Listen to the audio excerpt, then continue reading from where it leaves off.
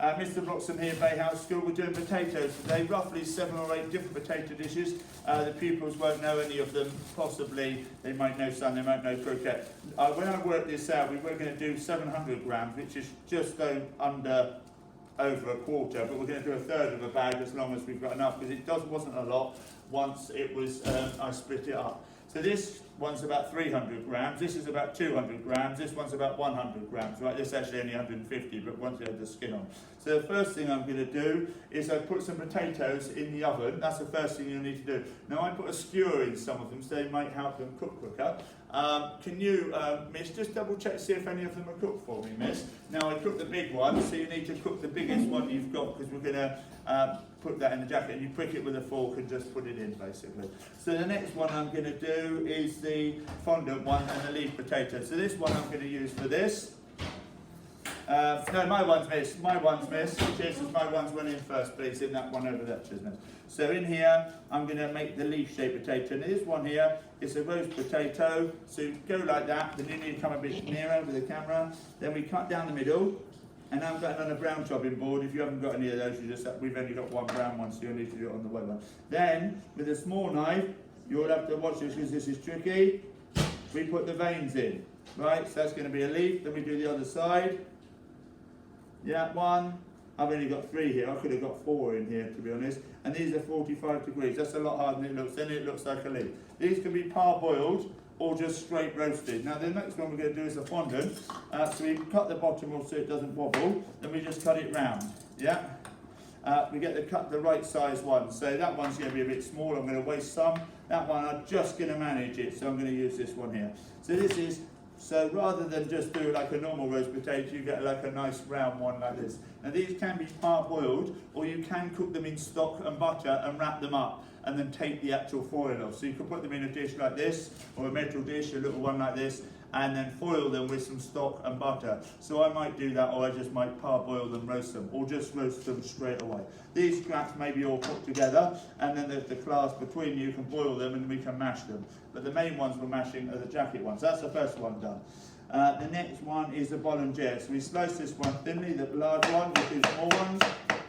Now, we've got a thing called a Madeline, which slices the potatoes really thin, right? But if you haven't, you just have to slice it by hand. I'm not using that today, because but when you can have a go at doing that, I might get it out in a minute and show you how to do that, but only some can do that. Now, save a couple of nice bits.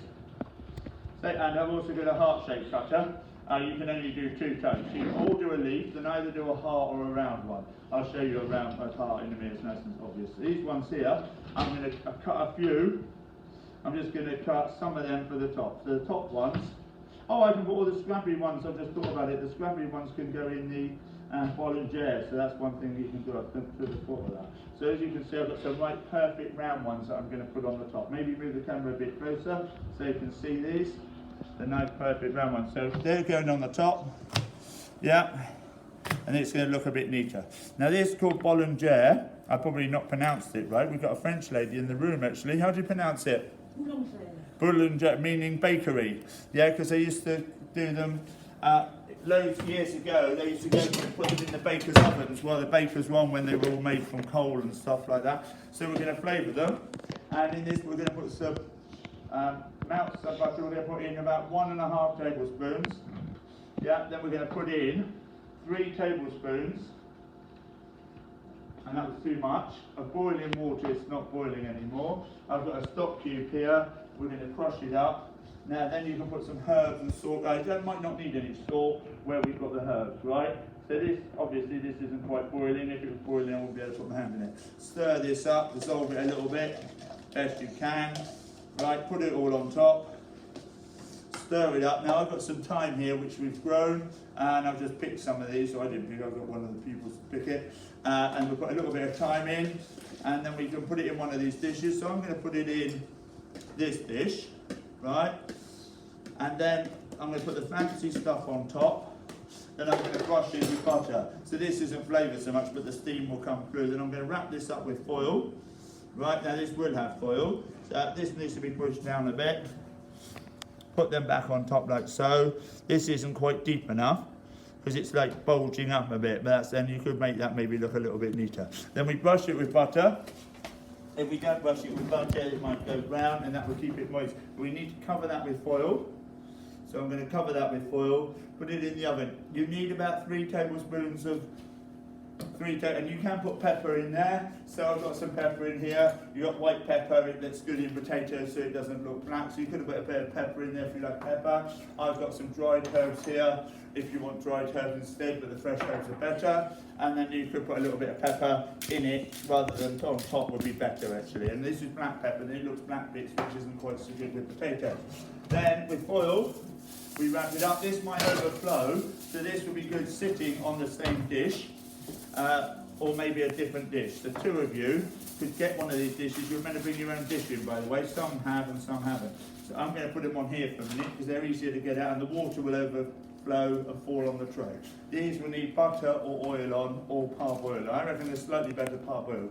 Now the next one is, so that's one potato, 2 potatoes, 3 potatoes. The next one I'm going to do, I said I'd do a heart, so you might not be able to do both because you only have 1 potato to do 2 things. So I need to cut it a little bit thinner. Obviously a heart shape, just cut it out. Heart shape, so that's roughly right. As you can see, I've got a heart-shaped potato there. So that's 3 different types of fancy red potatoes. In this one here, you can even put a pattern in the top of it, like a little pattern. I'll show you a little pattern in there. So make it look a bit fancy. There's other ones you can do, barrel-shaped potatoes. I haven't got them on the list. They're called chateau potatoes. Maybe I'll show you them another day. So that's lots of potatoes here. The next one is the hash brown, but that's what I want you all to go and do now. Thank you.